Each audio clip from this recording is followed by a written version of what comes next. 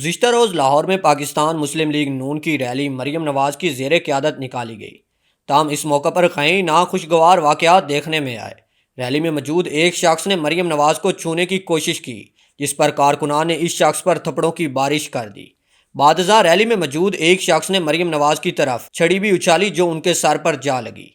Rally میں نون league کی خواتین رہنماؤں کے ساتھ نازیبا حرکات کی گئیں۔ اس حوالے سے گفتگو کرتے ہوئے سینئر صحافی طارق متین کا کہنا ہے کہ ریلی میں مائزہ حمید اور عائشہ رجب کے ساتھ ہونے والے سلوک افسوسناک ہیں۔ دونوں خواتین کارکنان کے درمیان پھنس گئی، جہاں پر ان کے ساتھ نازیبا حرکات کی گئیں۔ خواتین رہنماؤں کو دھکے دیے گئے اور شدید بدتمیزی کی گئی۔